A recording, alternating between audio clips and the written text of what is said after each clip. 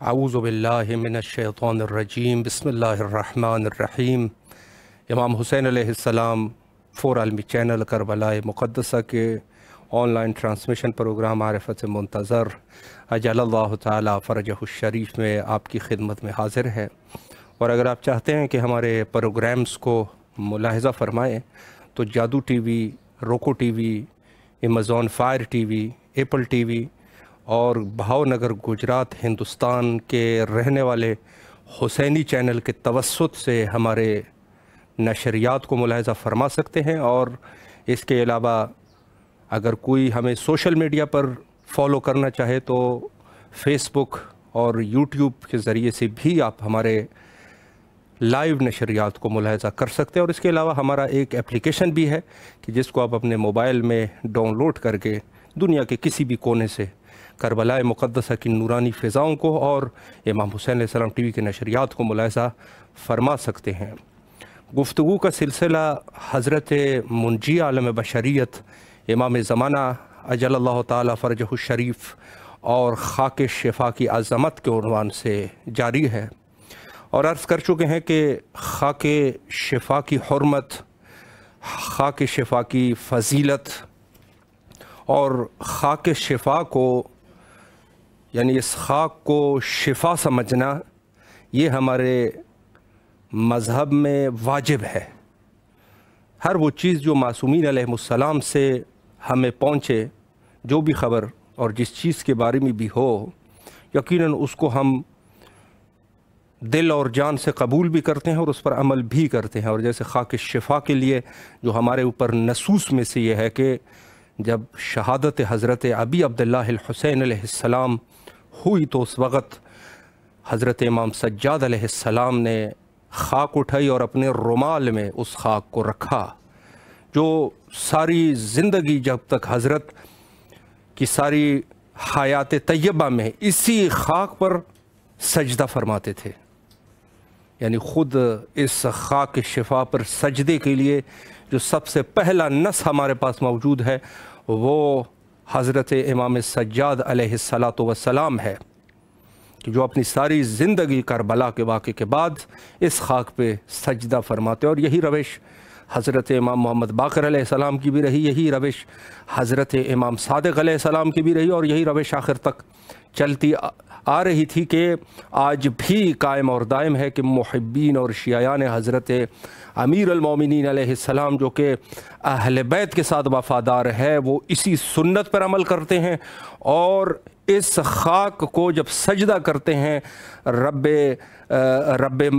के लिए, रब बरहक के लिए जब सजदा करते हैं तो इसी ख़ाक को वसीला बनाकर सजदा करते हैं। दरहाली के किसी भी ख़ाक पर सजदा करना ये हो सकता है और जायज़ है और होना भी चाहिए। और भी कुछ चीज़ें हैं कि जो जिन पर सजदा किया जा सकता है और बाफ़ज़ीलत सजदा जो है वो ख़ाक पर है। और फिर ख़ाक में जो सबसे मुतबर्रक ख़ाक है वो ख़ाक शफ़ा है। यानी इससे अज़ीम, इसकी अज़मत का अंदाज़ा आप यहीं से लगा सकते हैं कि नमाज में सबसे मुहिम और बाफ़ज़ीलत रुकन सजदा है और ये सजदा ख़ाक शिफ़ा पर हो रहा है। यानी ख़ुद नमाज जो कि मोमिन का मेराज है, नमाज मोमिन का मेराज है। बग़ैर नमाज के एक शख्स मोमिन नहीं रह सकता, बल्कि मोमिन तो क्या उसका दीन भी ख़तरे में पड़ सकता है। नमाज अगर इस चीज़ से बल्कि काफिर हो सकता है अगर कोई शख्स इस नीयत से नमाज नहीं पढ़ रहा कि नमाज जो है वो उसकी ज़रूरत नहीं है। यही कह दिया ज़रूरियात दीन का मुनकर हो गया। जो ज़रूरियात दीन का मुनकर हो गया उसके कुफ़र में कोई शक नहीं। और नमाज में जो सबसे अजीम रुकन है, अवलन तो नमाज ख़ुद दीन का सतून है। नमाज न रही तो दीन ही न रही। दीन का ख़ात्मा, दीन की बका जो है वो नमाज है। और फिर नमाज में से जो सबसे अजीम रुकन है वो सजदा है। सजदे में जो मोमिन ख़ाक शिफ़ा पर सजदा करे और अल्लाह की बंदगी करके ख़ाक शिफ़ा को गोया वसीला बना रहे हैं। ख़ाक शिफ़ा है क्या चीज़?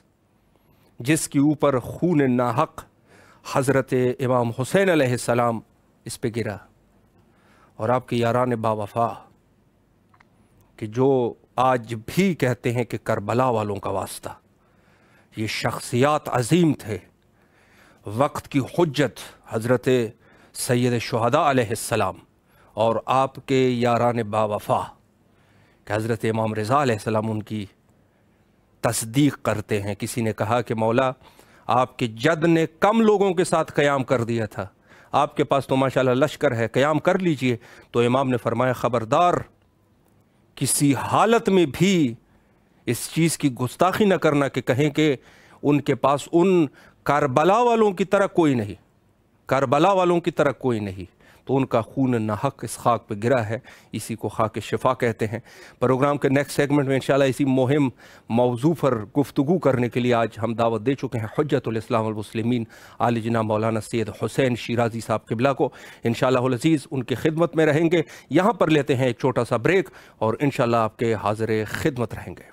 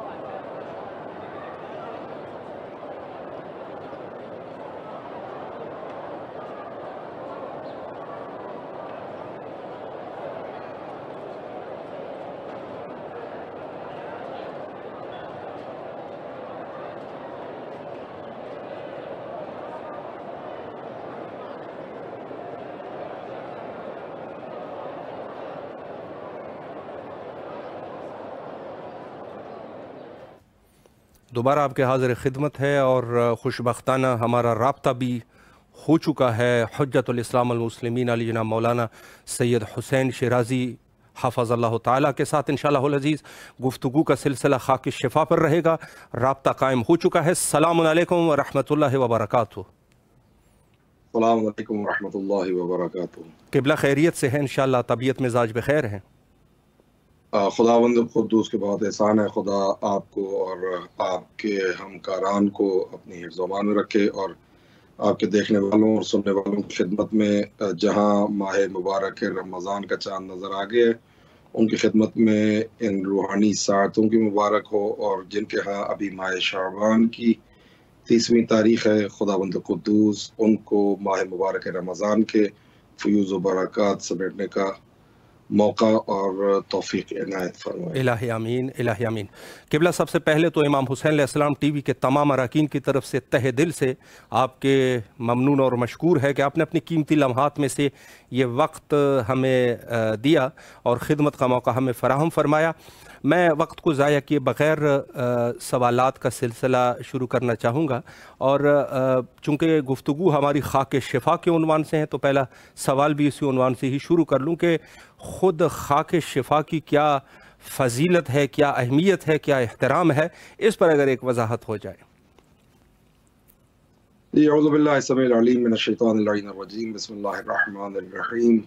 میں سب سے پہلے تو برادری عزیز محسن آقا کا شکریہ ادا کرنا چاہتا ہوں کہ اس مقدس موضوع پر اس عبادت میں شامل ہونے کا انہوں نے موقع عطا کیا، اور آپ جوار امام مظلوم کربلا سید الشہداء امام حسین علیہ السلام میں موجود ہیں۔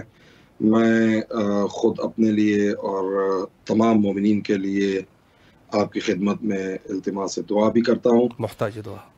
خاک شفا یا کوئی بھی ایسی چیز کے جو منسوب ہو کسی کے ساتھ، جی، اس کو دیکھنے کی بہت ساری ڈائمنشنز ہیں، بہت سارے رخ ہیں اور بہت سارے زاویے ہیں ان چیزوں کی طرف نگاہ کرنے کے۔ جی، مثلا ایک سوال ہے کہ وہ سنگریزے جو دست رسول اسلام صلی اللہ علیہ وآلہ وسلم پہ کلام کرنے لگے، یا وہ عصا کہ جو دست جناب موسیٰ علیہ السلام میں تھا، کیا اس عصا کی خود کوئی فضیلت تھی، یا وہ سنگریزے جو دست پیغمبر اکرم پہ آئے اور کلام کرنے لگے، یا وہ درخت جو سمیت آ گیا خدمت اقدس پیغمبر اسلام صلی اللہ علیہ وآلہ وسلم میں، کیا اس درخت کی کوئی خاصیت تھی، کیا اس عصا میں کوئی خصوصیت تھی، کیا ان سنگریزوں میں کوئی خاصیت تھی؟ تو اگر آج وہ سنگریزے، وہ عصائے جناب موسیٰ علیہ السلام، یا وہ درخت کے جو آقا کی خدمت میں آ گیا، وہ اگر فخر کرے تو یہ فخر کی بات نہیں ہے، شکر کی بات ہے کہ سنگریز بہت سے تھے لیکن کچھ سنگریزوں پہ موجز نما کی نظر پڑ گئی تو وہ سنگریزے متحرک ہو گئے۔ بے شک اس عصا جو دست موسیٰ علیہ السلام میں آئی، اس عصا میں کمال نہ تھا، یہ دست موجز نما کا اثر تھا کہ جس نے اس عصا کو سبحان اللہ، بے شک بے شک۔ اسی طرح زمینیں ہیں، مختلف زمینیں ہیں، ان میں مٹی ہے، طرح طرح کی مٹی ہے، یہاں کینیڈا میں بھی مٹی ہے، پاکستان میں بھی مٹی ہے، جگہ جہاں بھی زمین ہے وہاں تراب کا لفظ جہاں بھی صادق آتا ہے یقیناً۔ لیکن یہ جو خاک کربلا ہے، یا جس کو آپ خاک شفا کہتے ہیں، یا تربت امام حسین علیہ السلام کہتے ہیں، اس خاک کے لیے بھی یہ مقام شکر ہے کہ معجز نما نے اس خاک کو چن لیا ہے۔ سبحان تو اللہ۔ علت خاک کی نہیں ہے۔ آپ جب وہ دعائیں کہ جو مسنون ہیں خاک شفا سے، جب آپ استشفا اور جب آپ شفا چاہتے ہیں اور خاک شفا کو شفا کے لیے استعمال کرنا چاہتے ہیں، مفاتیح الجنان میں یا دیگر جو روایت کی کتابیں ہیں اور جہاں روایات موجود ہیں کہ جب اس خاک کو استعمال کیا جائے تو جو دعا مانگی جائے، خود وہ دعا بتاتی ہے کہ خاک کی خصوصیت نہیں ہے، صاحب تراب کی خصوصیت۔ سبحان اللہ، سبحان اللہ، بے یعنی شک۔ یہاں پہ میں ایک جملہ عرض کرنا چاہوں گا، بسم اللہ۔ کہ مثلا لعاب دہن رسول اسلام صلی اللہ علیہ وآلہ وسلم، آقا کے لعاب دہن مبارک کی ایک خصوصیت تھی کہ وہ لعاب دہن مبارک رسول اسلام صلی اللہ علیہ وآلہ وسلم، روایت سنی شیعہ کتابوں میں موجود ہے کہ وہ اگر ایک کھارے کنویں میں لعاب دہن رسول صلی اللہ علیہ وآلہ وسلم کا ایک قطرہ اگر چلا جاتا تو وہ کھارے پانی کو شیرین کر دیتا تھا۔ اللہ اکبر، یعنی یہ اللہ اکبر۔ برکات لعاب دہن پیغمبر اسلام ہے، بے شک۔ یعنی وہ پیغمبر اکرم کے جن کے لعاب دہن کا ایک قطرہ کھارے پانی کو میٹھا کر دیتا ہے، وہ حسین جو ہی لعاب دہن رسول سے ہیں۔ جناب سید عالمیان حضرت فاطمہ الزہرا سلام اللہ علیہا آقا زادی فرماتی ہیں کہ رسول اکرم تشریف لاتے تھے اور اپنی زبان مظلوم کربلا کے منہ میں دے دیتے تھے، اور مظلوم کربلا اس زبان مبارک کو چوستے تھے، اور بی بی فرماتی ہیں کہ دو دن تک جناب مظلوم کربلا جب بچپنا تھا تو اس وقت انہیں غذا کی ضرورت محسوس نہ ہوتی تھی۔ تو جس میں مقدس مظلوم کربلا لعاب دہن رسول سے بنا ہے، تو جس لعاب دہن کا ایک قطرہ ایک کھاری پانی کو میٹھا کر دیتا ہے، تو جو مظلوم کربلا لعاب دہن رسول سے پلے ہوں، ان کا خون مقدس متبرک جس مقام پہ گر جائے اور وہ 14 مربع میل خاک شفا ہو جائے تو یہ کوئی بڑی بات نہیں۔ بے شک۔ تو ایک تو بات یہ سمجھنے کی ضرورت ہے کہ خاک کربلا خود اس میں فضیلت نہیں ہے، اس کو فضیلت ملی ہے مظلوم کربلا کے واسطے۔ بے شک، بے میں اس شک، کی مثال آپ کو اس طرح سے آپ کے ناظرین کی خدمت میں پیش کروں، بسم اللہ، جو آپ مجھ سے بہتر جانتے ہیں اور آپ کے ناظرین بھی مجھ سے بہتر جانتے ہیں، میں طالب علمانہ سلامت گزارشات رکھیں، پیش کر رہا ہوں کہ بسم اللہ، ایک ہی پارچہ ہے، کپڑا ہے، ایک تھان ہے کپڑے کا، اسی میں سے آپ نے کچھ کپڑا لیا، اس کے آپ نے کپڑے سلوا لیے، you are wearing those clothes, آپ وہ پہن رہے ہیں کپڑے، جی اسی کپڑے کے ٹکڑوں میں سے ایک ٹکڑے کو آپ نے علم کے طور پہ بنا لیا، اس کو علم ابو الفضل عباس علیہ السلام بنا لیا۔ صحیح، ایک ہی تھان سے کپڑا تھا، جی، لیکن جب منسوب ہو گیا ہے ابو الفضل واہ، عباس علیہ السلام سے، تو اب اس کی بے شک، توہین حرام ہے اور بے اس شک، کا احترام واجب ہے۔ بے شک، اس کی ہوا جنت کی ہوا محسوس ہوگی، کیوں کہ وہ نسبت پا گیا ہے اس سبحان اللہ، شخصیت کے ساتھ کہ جو باب الحوائج ہے، وہ نسبت پا گیا ہے علمدار کربلا کے ساتھ۔ تو اسی طرح یہ خاک کربلا چونکہ نسبت پا گئی ہے مظلوم کربلا کے ساتھ، جی، تو اب مظلوم کربلا کی برکت سے اس خاک کو خدا نے خاک شفا بنا دیا۔ سبحان ایک تو اللہ، اس کا یہ پہلو ہے خاک بالکل، کربلا کا۔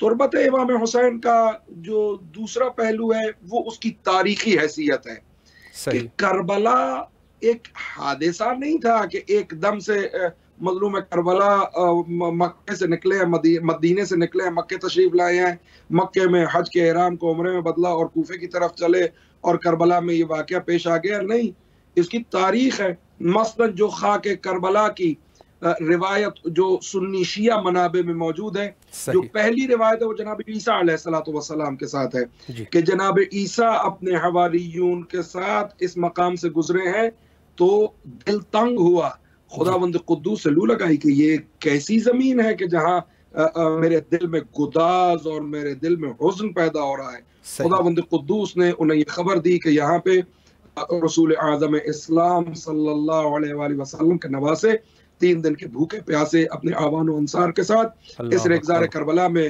شہید کر دیے جائیں گے، اور آپ نے اپنے حواریون کو وہ پورا واقعہ کربلا سنایا، اور جو جو صحیح روایت میں مجلس مظلوم کربلا یہ جناب عیسیٰ علیہ السلام نے اپنے حواریون میں بتائی۔ اس صحیح، کے بعد پھر اس خاک کربلا کا ایک تاریخی حیثیت ہے، جی، انبیاء کے حوالے سے واقعات موجود ہیں، خود پیغمبر اسلام صلی اللہ علیہ وآلہ وسلم کی سے روایت ہے، اور یہ روایت سنی شیعہ منابع نے نقل کی، صحیح، حتیٰ برادران اہل سنت نے اس روایت کو معجزات نبی میں درج کیا ہے، سبحان اللہ، معجزات واہ، پیغمبر اسلام صلی اللہ علیہ وآلہ وسلم میں درج کیا، اور راویہ دیگر روات کے علاوہ جو راویہ ہیں وہ جناب ام سلمہ ہیں، بے کہ شک، جناب ام سلمہ سے 2 طریقے سے اس روایت کو نقل کیا گیا۔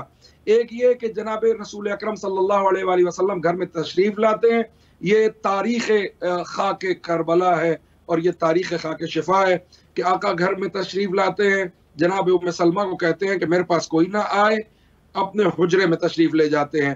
جناب ام سلمہ فرماتی ہیں کہ میں سمجھ گئی کہ وحی کا نزول ہونے والا ہے، یا اتنی دیر میں مظلوم کربلا گھر میں داخل ہوئے، میرے آقا کا بچپنا ہے، اور کہا کہ مجھے نانا کی خوشبو آ رہی ہے۔ اللہ بی بی اکبر، کہتی ہیں کہ چونکہ اسلام صلی اللہ علیہ وآلہ وسلم نے منع فرمایا تھا تو میں نے بچے کو گود میں اٹھا لیا کہ بہلاؤں بچے کو ادھر نہ جائیں، قریب تھا کہ مظلوم کربلا گریا کرتے، میں نے بچے کو چھوڑ دیا، چونکہ رسول اسلام صلی اللہ علیہ وآلہ وسلم کا فرمان ہے کہ جس نے مظلوم کربلا کو، جس نے میرے اس بیٹے حسین کو رلایا، وہ جنت کی خوشبو تک نہیں سونگھ سکے گا۔ اللہ میں نے اکبر، بچے کو چھوڑ دیا، بچہ نانا کے حجرے میں چلا گیا۔ اس کے بعد رسول اکرم کے گریہ کی آواز بلند ہوئی، رسول اکرم کی گریہ کی، یعنی اس قدر گریہ فرمایا میرے آقا نے، جناب ام سلمہ کے کانوں پہ رسول اکرم کی گریہ کی آواز آئی ہے۔ صحیح، کچھ دیر کے بعد رسول اکرم اپنے حجرے سے تشریف لاتے ہیں، حسین آقا کی گود میں ہیں، جی، ہاتھ میں کوئی مٹی ہے، اور رسول اکرم مسجد النبی کی طرف گئے ہیں، اللہ اور اس کے اکبر، بعد ایک خطبہ ارشاد فرمایا، اصحاب کو جمع کیا۔ بی بی کہتی ہے اس قدر گریہ ہوا جب رسول اکرم نے یہ خبر دی اپنے اصحاب کو کہ میرے پاس ابھی جبریل آئے تھے، جبریل علیہ السلام تشریف لائے تھے، اور انہوں نے کہا کہ آپ کا یہ نواسہ 3 دن کا بھوکا پیاسا اللہ، ریگزار کربلا میں آباد انصار کے ساتھ شہید کر دیا جائے گا، اور یہ مجھے مقتل کی مٹی لا کے دی ہے۔ تو اتنا گریہ تھا کہ مسجد کے در و دیوار ہل رہے تھے۔ آپ خود اندازہ اللہ لگائیں، اکبر، اللہ رسول اکبر، اکرم مسائل پڑھنے والے ہوں، شہید گود میں ہو، مقتل کی مٹی ہاتھ پہ ہو، اصحاب کا مجمع ہو، کس قدر گریا ہوا ہوگا۔ اور اس کے بعد رسول اکرم نے ایک جملہ ارشاد فرمایا، کہا اتبکون ولا تنصرونہ، رو تو رہے ہو، کیا حسین کی مدد نہ کرو گے؟ یعنی فائدہ نہیں ہے اس گریے کا جس میں نصرت امام حسین نہ ہو۔ تو یعنی یہ خاک کربلا کی ایک تاریخ ہے۔ دوسری جو طریقے سے روایت جو برادران اہل سنت نے معجزات نبی کے حوالے سے اس روایت کو نقل کیا، وہ بھی جناب ام سلمہ سے ہے کہ فرماتی ہیں کہ رسول اکرم پہلو بدلتے ہیں، گریہ فرماتے ہیں، ایک خاک کو چومتے ہیں اور مضطرب ہیں۔ میں نے پوچھا تو کہا کہ مجھے جبریل امین علیہ السلام نے حسین کے مقتل کی مٹی دی ہے اور یہ مٹی اپنے پاس رکھو، جب یہ مٹی سرخ ہو جائے گی خون کی طرح تو سمجھ لینا کہ حسین شہید کر دیے گئے ہیں۔ اس کے بعد خود امیر کائنات علیہ السلام سے اس خاک کے حوالے سے روایت ہے کہ جب جنگ صفین کی طرف تشریف لے جا رہے ہیں تو اس مقام پہ کہا کہ یہاں سے لوگوں کا ایک گروہ اٹھے گا اور بلا حساب و کتاب جنت میں جائے گا، اور اس کے بعد کربلا کی تاریخ بیان فرمائی۔ اس کے بعد اس کی تاریخ اسی طرح آگے چلی ہے۔ پھر وہ مقام آیا کہ جب مظلوم کربلا کی سواری نے آگے بڑھنے سے انکار کر دیا اور آقا نے وہاں کے لوگوں کو بلایا اور پوچھا کہ اس مقام کا کیا نام ہے، کسی نے شط فرات، کسی نے نینوا، اور اسی اسنا میں جناب زینب سلام اللہ علیہا نے بھائی کو بلایا اور کہا کہ یہاں سے جلدی چلیے۔ کہا کیوں؟ کہا مجھے اس مٹی سے آپ کے خون کی خوشبو آ رہی ہے۔ تو یہ ایک تاریخ اور تسلسل ہے۔ اس کے بعد جو سیرت آئمہ ہے، وہ سیرت کیا ہے کہ ہر امام نے تربت مظلوم کربلا پہ سجدہ کیا ہے، حتیٰ امام زین العابدین سید الساجدین علی ابن الحسین علیہ السلام، میرے آقا کے بارے میں ہے کہ جب کربلا سے آئے ہیں تو آپ اپنے پاس ساتھ مٹی لے کے آئے ہیں، جب بھی نماز پڑھنے لگتے تھے تو اس مٹی کو پھیلاتے تھے اور پھر اس خاک کربلا پہ سجدہ کرتے تھے۔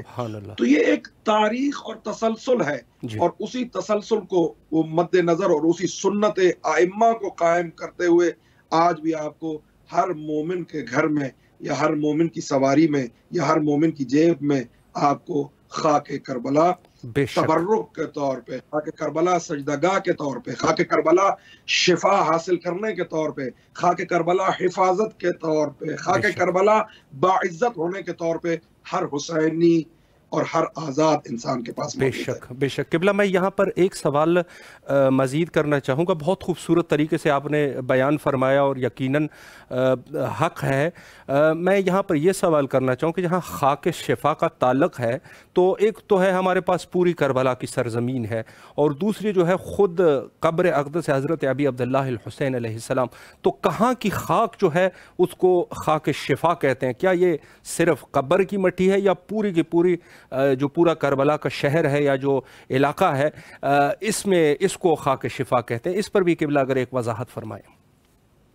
جی، متعدد روایات ہیں، مثلا امام صادق آل محمد علیہ السلام سے جو شفا کے لیے روایت ہے تو فرمایا کہ جو قبر مظلوم کربلا کا سرحانہ اس کے تقریباً بنتے ہیں 4 سے 5 میٹر جگہ کے درمیان میں سرخ رنگ کی مٹی ہے، اس کو شفا کے لیے استعمال کیا جائے۔ اسی طرح تقریباً 45 میٹر کا بھی ایک روایت موجود ہے۔ ایک روایت 10 مربع میل کی ہے کہ 10 اسکوائر مائلز ناٹ کلومیٹرز، ایک 5 کلومیٹر کی تقریباً روایت موجود ہے کہ مظلوم کربلا کی قبر مطہر کو اگر مرکز مانا جائے تو 5 اسکوائر کلومیٹرز، ایک روایت کی بنیاد پہ 10 اسکوائر مائلز، اور ایک روایت ہے 14 اسکوائر مائلز۔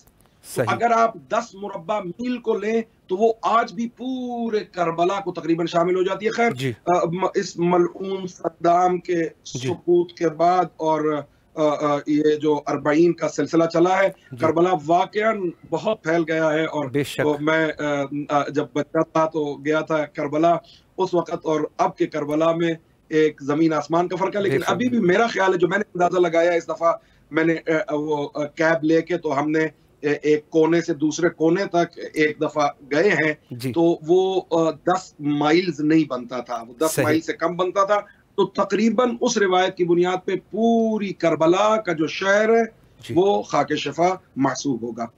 سبحان اللہ، بہت ہی خوبصورت طریقے سے آپ نے وضاحت فرمائی۔ ایک سوال میں مزید بھی آپ کی خدمت میں کرتا جاؤں کہ بس اوقات ایسے ہیں کہ ظاہر ہے خاک شفا تمام مومنین کے گھروں میں موجود ہے، اور لیکن جو احترام ان کا ہونا چاہیے وہ اس قدر سے بس اوقات احترام نہیں ہوتا۔ مثلا بچوں کا خاک شفا سے کھیلنا اور اس قسم کے، اور والدین بھی منع نہیں کرتے، تو اس عنوان سے آپ کیا رائے فرمائیں گے کہ کیا خاک شفا کو کس طریقے سے رکھنا چاہیے اور اس کا احترام کس طریقے سے کرنا چاہیے؟ اس پر بھی کیوں اگر ایک روشنی فرمائیں۔ جی ہاں، میں اس اسپیسیفک اس کوشچن کے جواب دینے سے پہلے ایک تمہید ہے، وہ تمہید آپ کی خدمت میں عرض کرتا ہوں تو آپ کے ناظرین اس کے جواب تک خود بخود پہنچ جائیں گے۔ صحیح۔ دیکھیے، خاک کربلا جیسے آپ کی خدمت میں عرض کیا کہ خاک کربلا کی فضیلت مظلوم کربلا کے حوالے سے، مثلاً کیوں روایات ہیں، کیوں ائمہ نے بہت، حتیٰ امام صادق آل محمد علیہ السلام سے روایت ہے کہ اگر انسان نماز میں سجدہ خاک کربلا پہ کرے خدا 7 حجابات اس سے اٹھا لیتا ہے۔ اللہ اکبر، یعنی اللہ اکبر۔ وہ جو اہل عرفان اتنی مشقتوں کے بعد حجابات دور کرتے ہیں، کہا کہ مظلوم کربلا کی خاک پر اگر سجدہ کیا جائے تو خدا اس سجدے کے صدقے میں حجابات اٹھا لیتا ہے۔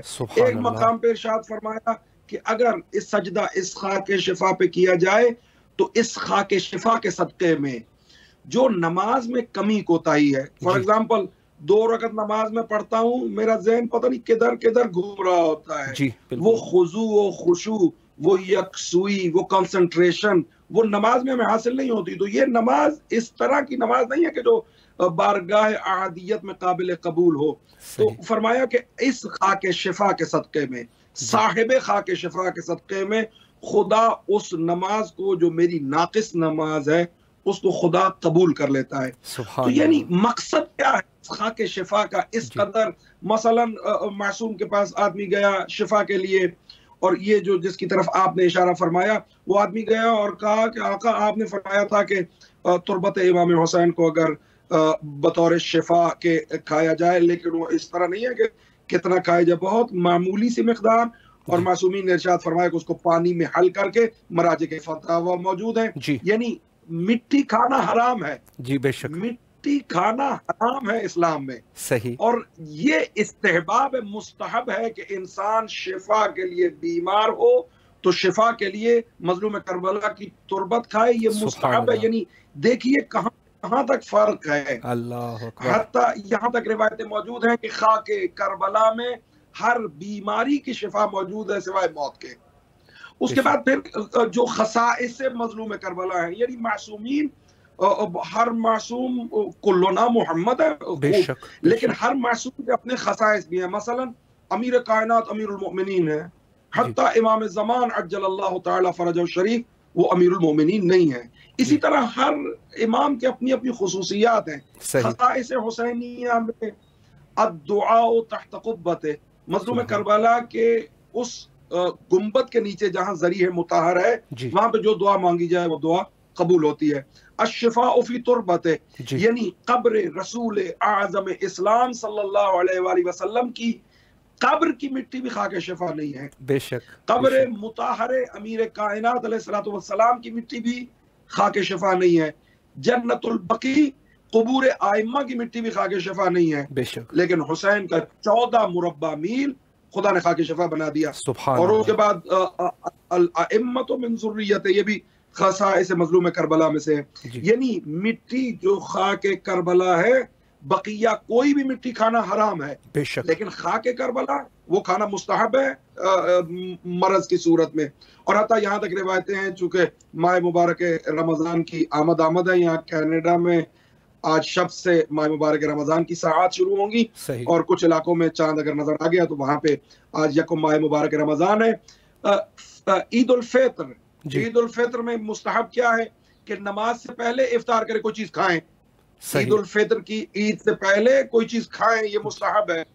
اور امام صادق علیہ السلام سے روایت ہے کہ مستحب ہے کہ عید فطر کے دن وہ افطار کے جو آپ نماز عید سے پہلے کوئی چیز کھائیں گے وہ پانی میں خاک شفا ملی ہوئی ہے۔ سبحان اللہ، سبحان اللہ۔ روایت ہے کہ وہ بچہ جی جو پیدا ہوتا ہے اور اس کو وہ جو آپ پہلے کوئی غذا دیتے ہیں شہد یا کوئی چیز تو میں خاک شفا دی جائے سبحان اللہ اس بچے کی ساری زندگی کو بابرکت بنانے کے لیے کہا کہ خاک شفا سے اس کی غذا کا آغاز کیا جائے. بے شک. تو مولا کے پاس آدمی آتا ہے کہتا ہے آپ نے فرمایا تھا کہ مظلوم کربلا کی تربت شفا کے لیے اکسیر ہے. شفا میں نے کھائی ہے خوب شفا نہیں ملی. کہا کہ تو نے آداب کو پورا نہیں کیا. اللہ یعنی مثلا میں اس کی مثال آپ کی خدمت میں یوں عرض کروں کہ اگر ایک شخص یہاں پہ ابھی داخل ہوتا ہے مثلا میرے بڑے بھائی ہیں تو میں کیا کروں گا کھڑا ہو کے ان کو سلام کروں گا. اور اگر میرے والد تشریف فرما ہو اور وہ بھائی آئیں اور وہ نہ کھڑے ہوں والد کے لیے سلام کریں فقط تو آپ کہیں گے کہ تو نے ادب نہیں کیا باپ کا. میں کہوں گا کہ خوب انہوں نے سلام کیا ہے. کہا نہیں سلام تمہیں کرتے تمہارے بڑے بھائی تھے فقط سلام کرتے تم کھڑے ہو کے جواب دیتے. یہ طریقہ تھا. لیکن والد کے لیے آ کے دستبوسی کرے والد کے لیے کھڑا ہو والد سے احوال پرسی کرے یہ آداب ہیں. اسی طرح کہا کہ خاک شفا تو نے کھائی ہے آداب خاک شفا ہیں. سبحان اللہ. حتی شفا حاصل کرنے کے لیے آپ شیخ عباس قمی کی مفاتیح الجنان میں دیکھیں کہ کیا دعائیں ہیں کہ جو خاک شفا حتی یہاں تک روایتیں ہیں کہ 2 رکعت نماز پڑھے جس میں پہلی رکعت میں الحمد کے بعد 11 دفعہ سورہ کافرون پڑھے دوسری رکعت میں الحمد کے بعد 11 دفعہ سورہ قدر کی تلاوت کرے اس کے بعد دعا ہے وہ دعا پڑھے اس کے بعد پانی میں حال ہوئی ہوئی خاک شفا کھائے. یعنی وہ آداب خاک شفا وہ آداب کربلا وہ آداب حرم وہ آداب مشاہد مشرفہ تو یہ وہ آداب ہیں کہ جن کی بنیاد پہ کبھی کبھی مثلا ہم دعا کرتے ہیں اس طرح دعا کرتے ہیں کہ اگر قبول ہونی پہ میں اپنے جیسوں کی بات کر رہا ہوں تو وہ قبول نہیں ہوتی. دعا کے آداب ہیں. مثلا آپ جب پڑھتے ہیں روایتیں مثلا جناب معصومہ قوم سلام اللہ علیہ کہ منظارہ فلاح الجنہ کہ جو بی بی کی زیارت کرے اس کے لیے جنت ہے. نہ عارفن بحقہا سبحان اللہ عرفان حق معصومہ قوم. اسی طرح خاک کربلا عرفان خاک کربلا معرفت خاک کربلا. بے شک. یعنی خاک کربلا فقط ایک مٹی کا ٹکڑا نہیں ہے. صحیح. خاک کربلا درس حریت ہے. خاک کربلا مظلوم کربلا کی تربت کا اپنے پاس ہونا. یعنی میں جس کو حسین جھکتا ہے میں اس کو جھکوں گا. حسین جس کو جھکتا ہے اس کے علاوہ میں کسی کو نہیں جھکوں گا. مثلا سمبولک ہے یہ چیز. آداب خاک شفا میں اگر ہم بحث کریں تو یہ سمبولک ہے. مثلا کیوں اتنا بہت زیادہ اسرار کیا گیا ائمہ اہل بیت علیہ الصلوۃ والسلام کی جانب سے کہ خاک شفا تمہارے پاس ہونی چاہیے سجدہ کرو تو خاک شفا پہ کرو. کیوں اتنی فضیلت ہے خاک شفا کی سجدے کی. حتی تسبیح کہا کہ خاک شفا کی تسبیح ہو. ایک روایت میں ہے کہ خاک شفا کی تسبیح کی شان یہ ہے کہ آپ اگر تسبیح ایک دفعہ مثلا آپ نے تسبیح جناب سیدہ سلام اللہ علیہ خاک شفا کی تسبیح پہ پڑھی 34 دفعہ اللہ اکبر 33 دفعہ الحمدللہ 33 دفعہ سبحان اللہ آپ نے اس تسبیح کو رکھ دیا. کہا آئندہ نماز تک وہ تسبیح خود تمہارے لیے تسبیح کرتی ہے. سبحان اللہ سبحان اللہ. تسبیح خاک شفا تربت مظلوم کربلا سجدے کے لیے کہا کہ سجدہ کرو اس پہ تو حتی 60,000 گناہ معاف ہو جائیں گے. اللہ اکبر. کیوں اس قدر اہمیت خاک کربلا کی کیوں ہے؟ یہ کون سا سمبولزم ہے جس کی طرف خداوند قدوس اور اہل بیت علیہ الصلوۃ والسلام ہمیں متوجہ کرنا چاہتے ہیں؟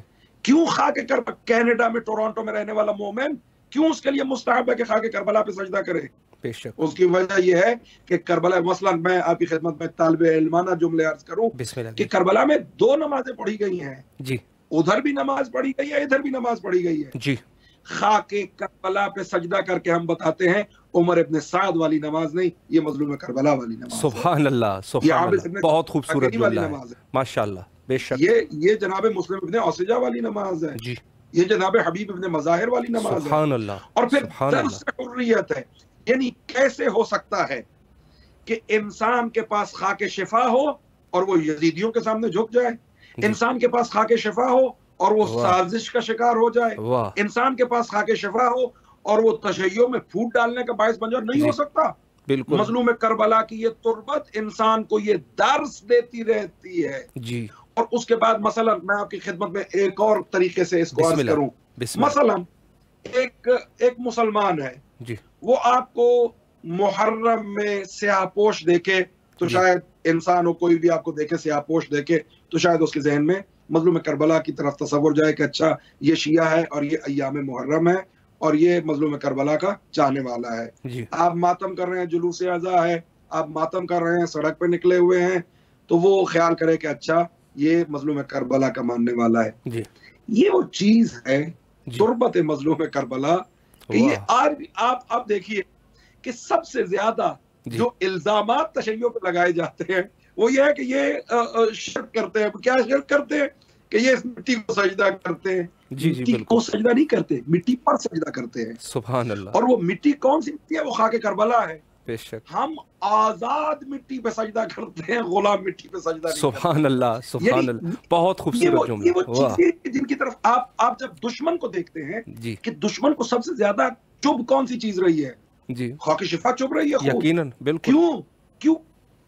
کیوں اس قدر ائمہ اہل بیت نے زور دیا کہ خاک شفا تمہارے پاس ہونی چاہیے؟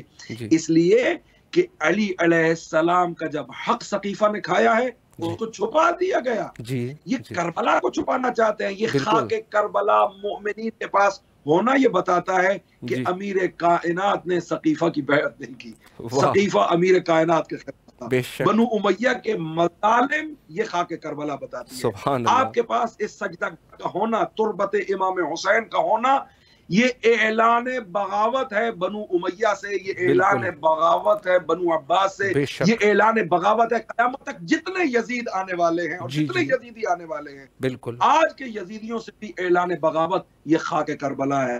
بے تو شک. یہ وہ سمبولکزم ہے کہ لوگ کربلا کو نہ بھول جائیں. مثلا ایسے مواقع آتے ہیں. ابھی جی صدام کے دور میں گیا ہوں اپنے والد کے ساتھ, جی یہ گلف وار سے پہلے.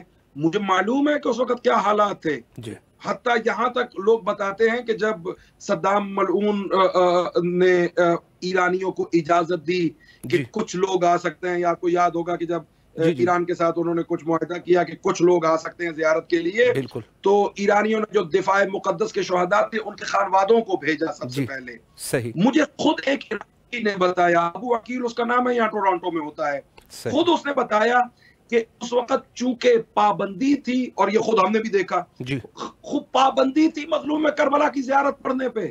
آپ اونچی آواز میں زیارت نہیں پڑھ سکتے تھے. اللہ 8 بجے کے قریب حرم بند کر دیا جاتا تھا. بالکل یعنی اس قدر شدت تھی کہ آپ یا حسین نہیں کہہ سکتے تھے. آج کربلا حسینی ہویا ہوا ہے, سبحان آج اللہ پورا عراق حسینی ہے. بے شک بے آپ یا شک حسین نہیں کہہ سکتے تھے. تو وہ ابو عقیل نے بتایا کہ وہ جو ایرانی زائرین آتے تھے وہ صرف ہونٹوں کو ہلاتے تھے, یا حسین یا حسین, اللہ آواز نہیں نکال. ایسے مواقع بھی آئے ہیں. بے شک ایسے مواقع بھی آئے ہیں کہ لوگوں کو قتل کر دیا گیا ہے زائرین کو. جی ایسے مواقع بھی آئے ہیں کہ اگر 2 زائر گئے ہیں, ایک فدیہ بنا ہے, ایک نے زیارت کی ہے. ایسے مواقع بھی آئے ہیں کہ جہاں ہاتھ قلم کیے گئے ہیں اللہ زیارت کے بدلے میں. ایسے مواقع بھی آئے ہیں کہ جہاں کربلا پہ حل چلانے کی کوشش کی گئی. بے شک تو جب ایسا ماحول بن جائے, تو جب یہ خاک شفا گھر گھر میں ہوگی تو گھر گھر کربلائی بنے گا. سبحان گھر اللہ گھر میں کربلا سے بے شک بے ایک شک ایک شخص کربلائی ہوگا. تو یہ یقین. ایک پورا سلسلہ ہے. یہ کوئی انسیڈنس نہیں ہے. جی. یہ کوئی ایسے نہیں ہے کہ وہ محبت میں ہم نے وہ کربلا کی مٹی کی جی سجدگاہ بنا لی ہے, بالکل مہر بنا لی ہے. نہیں, یہ اس طرح نہیں ہے کہ خود سے ہو گیا ہے. ائمہ نے پورا ایک سلسلہ چلایا ہے, اس کے لیے قربانیاں دی ہیں. تو یہ یعنی کربلا ذہنوں سے محو نہ ہونے پائے. اگر کربلا میں جانے پہ پابندی بھی لگ جائے یا کوئی کربلا نہ بھی جا سکے, یعنی یہ آپ جو مظلوم کربلا کا سلسلہ دیکھتے ہیں, مثلا جو کربلا نہیں جا سکتا, فرمایا کہ کھلے سین کے نیچے زیر آسمان جا کے کہے السلام علیکم یا ابا عبداللہ, خدا زیارت مظلوم کربلا شمار کرے گا. یعنی کیا ہے اس کے پیچھے نقطہ, کیا ہے فلسفہ, کیا ہے جی فلسفہ یہ ہے کہ کربلا کو نہ بھولنا, کربلا کو زندہ رکھنا, یقین کربلا کا ذکر ہوتے رہنا. تو یہ جو خاک کربلا ہے یہ کربلا کی زندگی کا ذریعہ ہے, یہ کربلا کی یاد کا ذریعہ ہے, یہ راہ مظلوم کربلا کی یاد کا ذریعہ ہے. تو یہ ساری چیزیں مل کے اس خاک کربلا کو اس متبرک مقام پہ پہنچا دیتی ہیں کہ اس قدر احترام ہے اس خاک کربلا کا کہ اگر خاک کربلا کے لیے جان بھی دے دی جائے تو کوئی بڑی بات بے شک بے شک بے شک۔ قبلہ اللہ آپ کے توفیقات خیر میں اضافہ فرمائے۔ دل تو نہیں کر رہا کہ پروگرام کو ختم کیا جائے، چونکہ آپ فضائل پڑھ رہے ہیں اور ایمان تازہ سے تازہ ہوتا جا رہا ہے۔ مولا آپ کو سلامت رکھے۔ ایک دفعہ پھر بھی امام حسین علیہ السلام ٹی وی کے تمام اراکین کی طرف سے تہہ دل سے آپ کے ممنون اور مشکور ہے کہ آپ تشریف لائے اور نہایت ہی مہم نکات پہ آپ نے اشارہ فرمایا۔ کربلا مقدسہ میں آپ کی طرف سے اور آپ کے فیملی والوں کی طرف سے یقیناً نائب و زیارہ اور دعا گو ہے، اور آپ سے بھی امام حسین علیہ السلام ٹیم کے تمام اراکین کے لیے التماس سے دعا کرتے ہیں۔ محتاج دعا آقا جان، خدا آپ کو سلامت رکھے انشاءاللہ۔ شکریہ قبلہ، فی امان اللہ، اللہ حافظ، اللہ حافظ۔ جی یہ تھے ہمارے ساتھ حجت الاسلام والمسلمین علی جناب استاد مولانا سید حسین شیرازی صاحب قبلہ کینیڈا سے۔ بہت ہی خوبصورت گفتگو خاک شفا اور عرض کربلا پر کر دی، یعنی گویا ایمان جو ہے وہ ہمارے جہاں سے ہو سکے کہ جو ایمان ہے، ہمارا دین ہے، ہمارا جو ابتدا ہے اور انتہا ہے وہ کربلا ہے۔ یعنی ہماری انتہا، ابتدا، زندگی، ہمارے تمام امور، ہمارا دین، ہماری ایمان، جو چیز بھی ہے وہ کربلا ہے۔ اس سے وابستہ ہے ہمارا دین، اور کوشش یہ کرنی چاہیے کہ خود ہم اپنے آپ کو کم نشمار کریں۔ جیسے بعض بس اوقات آج کل کے دور میں ایک بہت ہی مشکل دور ہے، اور اس میں اعتقادات کی خرابی بھی ہے، اور بہت جلدی اعتقاد خراب بھی ہو سکتا ہے، چونکہ دقیقاً وہی روایت جس میں فرمایا کہ آخری دور میں لوگ جو ہے وہ کچھ ایسے حالات ہو جائیں گے کہ جب گھر سے نکلے گا تو مومن ہوگا، جب واپس آئے گا تو کافر ہو گیا ہوگا۔ تو دور وہی ہے آج کل کے دور میں۔ تو اس میں ہم لوگوں کو یہ ہے کہ جیسے انہوں نے فرمایا کہ ہم خاک شفا کو اپنے پاس رکھتے ہیں، گھر میں رکھتے ہیں، جیب میں رکھتے ہیں، تاکہ یہ جو ہے ہماری محافظ رہے۔ یقیناً خدا جس دین کو انسان سے چاہتا ہے وہ یہی دین تشیع ہے، یعنی خود مذہب تشیع کا کہنا یعنی گویا دین اسلام، اس سے ہٹ کر اور دین اسلام ہی نہیں ہے۔ کسی کی کوئی اہانت ہم نہیں کر رہے، لیکن ہم لوگ جو ہے وہ دلیل اور براہین سے یہ ضرور ثابت کر سکتے ہیں کہ جو اصلی دین تھا، جو رسول اللہ لے کے آئے تھے اور ہے، وہ یہ دین تشیع ہے، یعنی مذہب تشیع، یعنی وہی دین اسلام جو خدا نے جیسے فرمایا کہ میرے نزدیک سب سے بہترین دین اسلام ہے، یعنی مذہب تشیع ہے۔ اور جو قرآن میں فرمایا کہ میں کوئی بھی دین کسی سے قبول نہیں کروں گا ماں سوائے اسلام، یعنی ماں سوائے تشیع کے علاوہ اور کچھ نہیں ہے۔ اور یہی خود اہل بیت سے محبت دین ہے، اہل بیت کی محبت دین ہے، اہل بیت سے بغض کفر ہے، شرک ہے، الحاد ہے۔ یہی رستہ ہے جو آپ کی عاقبت بخیری اسی رستے سے ہو سکتی ہے۔ باقی کوئی بھی رستہ آپ اختیار کرو گے تو وہ قابل قبول نہیں ہے۔ اسی وجہ سے یہ ہے کہ ہم لوگوں کو کم اپنے آپ کو نہیں سمجھنا چاہیے۔ ہم اہل بیت کے ماننے والے ہیں، اور اہل بیت کا ماننے والا ہی یقیناً قرب الہی کو حاصل کر سکتا ہے۔ ماہ رمضان کی آمد ہے، حجت خدا کے ظہور کے لیے کثرت سے دعا کیا کرے، اور بین الحرمین ہم بھی تمام مومنین کے نیابت میں دعا گو ہے۔ اللہم عجل لولیک الفرج۔